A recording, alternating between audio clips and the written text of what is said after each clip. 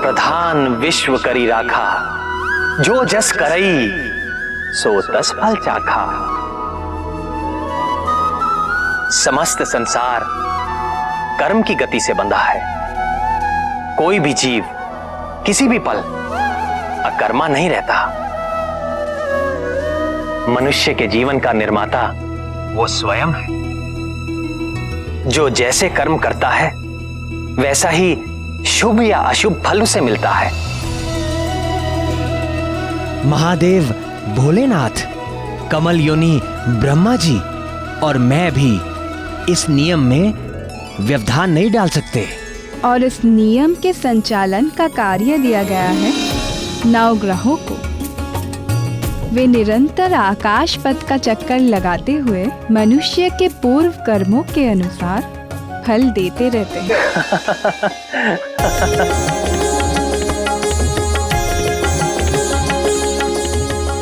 प्रभु, किस बात से आपको इतना आनंद आ रहा है? हमें भी बताइए। 9 ग्रहों में एक ग्रह है शनिदेव। शनय शनय अर्थात धीरे धीरे चलने के कारण उनका नाम शनिदेव हुआ। सभी जीव उनसे बड़ा भय खाते हैं। उनके चक्र में जो भी पड़ता है सदा रोता हुआ मिलता है। किंतु जब हनुमान से उनकी भेंट हुई तो क्या नाथ, बताइए ना। हनुमान एक पर्वत शिखर पर बैठकर आनंद से केलों का भोग लगा रहे थे।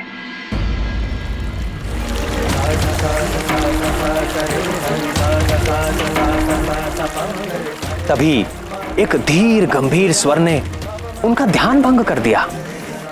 केसरी नंदन,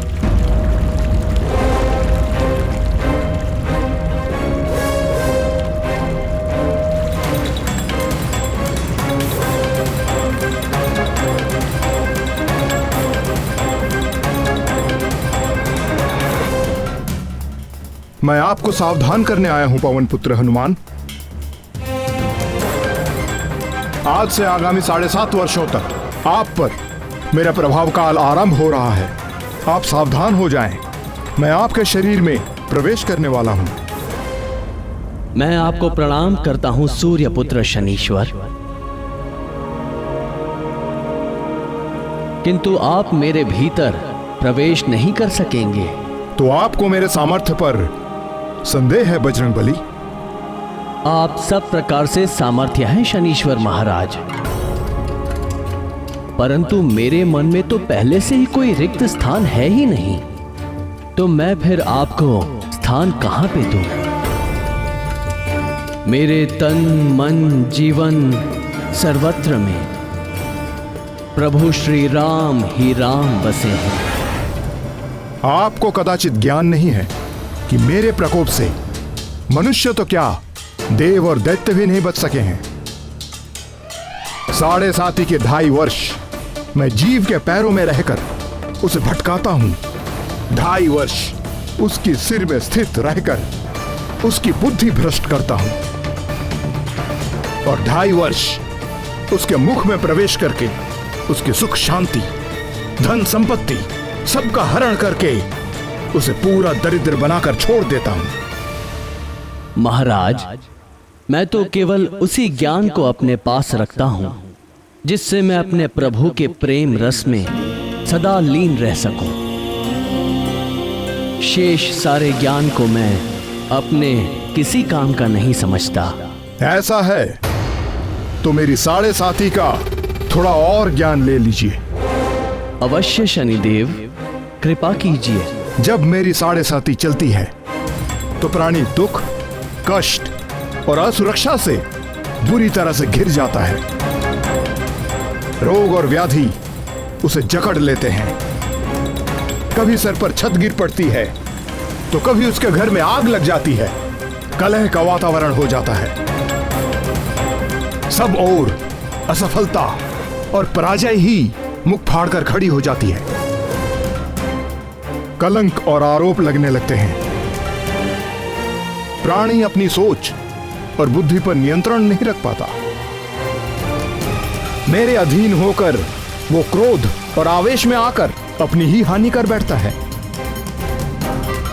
मन व्यथित रहता है, वाणी कठोर बोलता है, सुख नष्ट हो जाता है, संपत्ति का नाश हो जाता है, दुख, ग्लानि और शोक, इसके अतिरिक्त उसके पास कुछ भी नहीं रहता। सावधान हनुमान, आपकी 7.5 इसी क्षण प्रारंभ हो गई। यदि आप अपना निर्णय नहीं बदल रहे और आपने श्री राम के तुच्छ भक्त से ठान ही ली है, तो आपका स्वागत है शनीश्वर। आपका जो नियम है आप उसका पालन कीजिए और मुझे जो करना है मैं वो करूंगा। आपको पीड़ा देने में मुझे कोई रुचि नहीं है हनुमान, किंतु काल के विधान में मुझे यही कार्य मिला है और मेरे कार्य में कोई बाधा डाल सके ऐसा किसी के लिए संभव नहीं।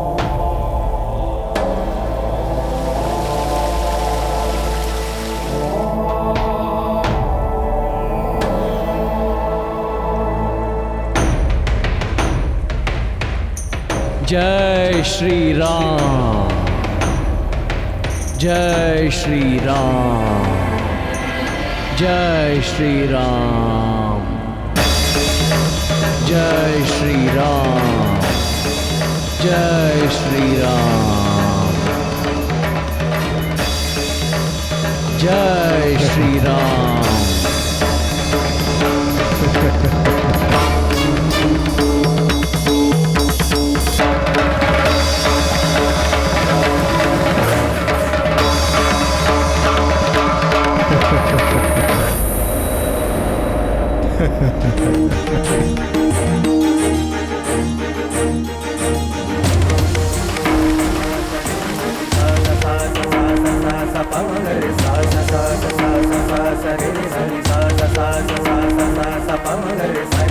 जय श्री राम।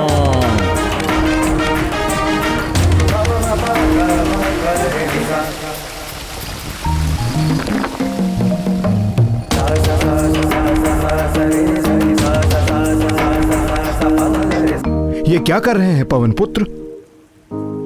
सिर में खुजली हो रही है महाराज। खुजली हो रही है तो तेल इत्यादि जैसा कोई उचित उपाय करो। नहीं नहीं महाराज, मेरे स्वभाव को यही उपचार भाता है। जय श्री राम।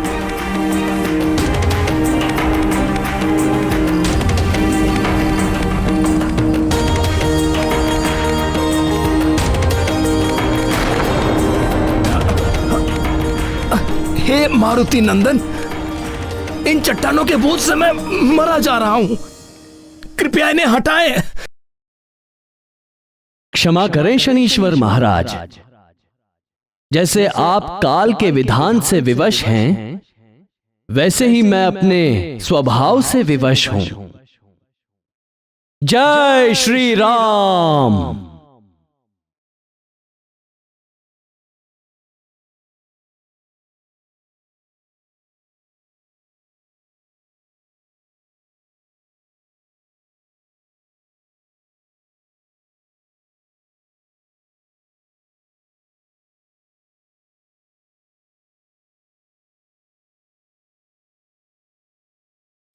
त्राहिमाम, त्राहिमाम बजरंगबली, दया करें मुझ पर, मेरे प्राण निकले जा रहे हैं।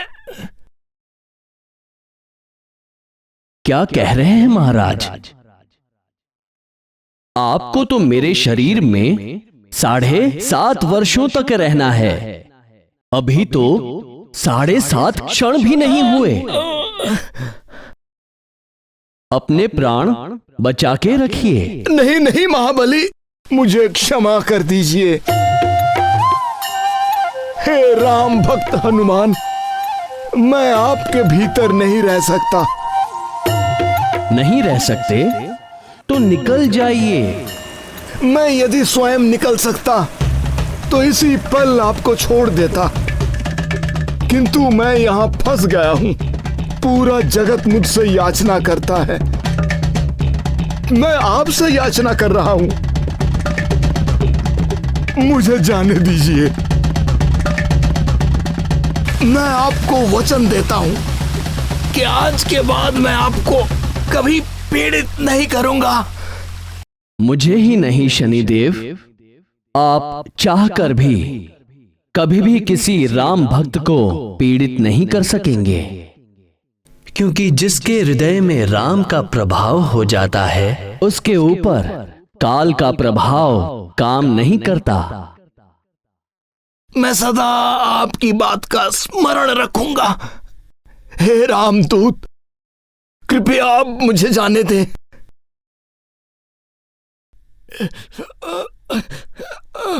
जय श्री राम।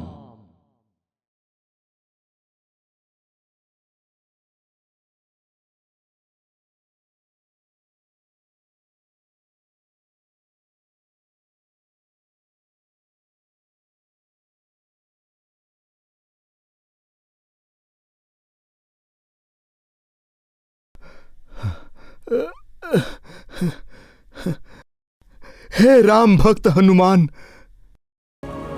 क्या आपसे मुझे थोड़ा तिल तेल मिल सकेगा? मुझसे तो नहीं मिल सकेगा हे सूर्यपुत्र,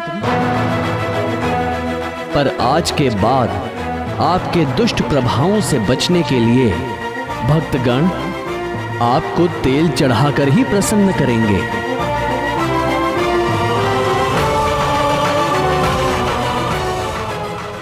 वो तो शनिदेव ने शीघ्र ही उनसे संधि कर ली, अन्यथा बजरंगबली पूरे का पूरा पर्वत अपने शीश पर रख लेते। श्री भगवान के भक्तों पर काल का प्रभाव नहीं होता। कहते हैं कि प्रभु का नाम एक बार लेने से ही करोड़ों पापों का नाश हो जाता है। भगवान शंकर के अंश हनुमान तो निरंतर ही प्रभु श्री राम के नाम का जाप करते रहते हैं। शनिदेव उनका क्या बिगाड़ सकते थे? हृदयनाथ, क्या वास्तव में भगवान भोलेनाथ के अंश से ही हनुमान जी का जन्म हुआ था? निस्संदेह राम भक्त हनुमान भोलेनाथ का अंश है। मेरे प्रति ये उनका अगाध प्रेम ही है, जिसके कारण उन्होंने मेरे सेवक का चोला पहन लिया। अन्यथा कालेश्वर भगवान शंकर सबके स्वामी हैं, मेरे परम आराध्य हैं और मैं उन्हीं को भजता हूं। किंतु कमल नयन, भगवान भोलेनाथ की उस अंश को धारण कौन करेगा? यही प्रश्न जगत जननी पार्वती जी ने भगवान महादेव से किया था।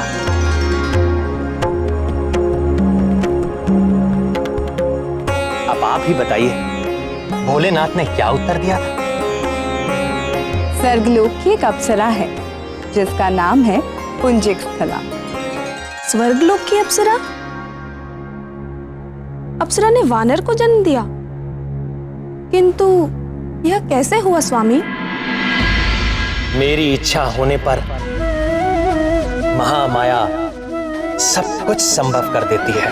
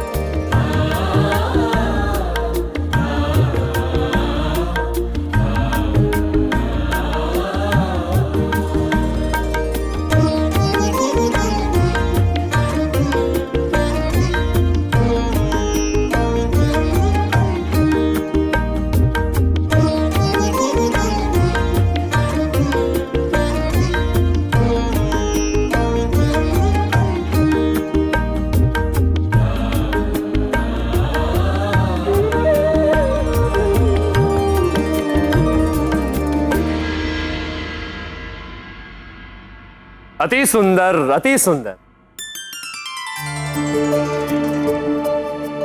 देवी पुंजिक स्थला, नृत्य कला में आप मेनका और उर्वशी से कहीं भी कम नहीं।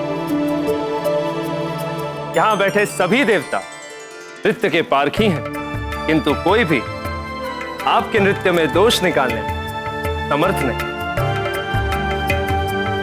सब आपका अभिनंदन करते हैं।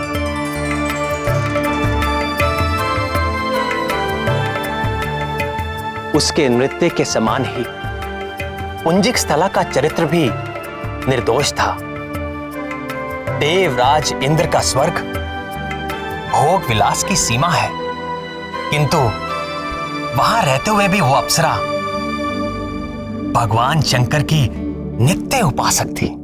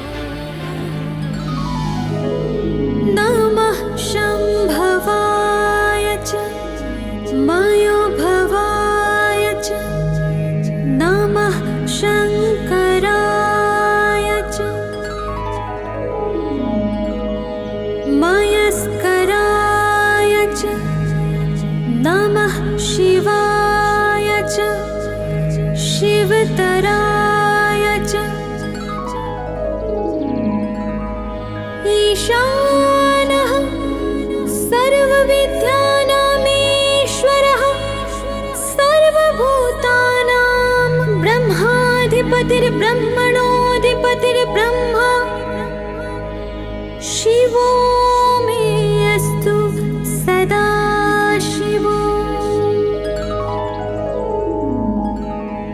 तत्पुरुषाय विद्महे महादेवाय धीमहि तन्नो रुद्रः प्रचोदयात्।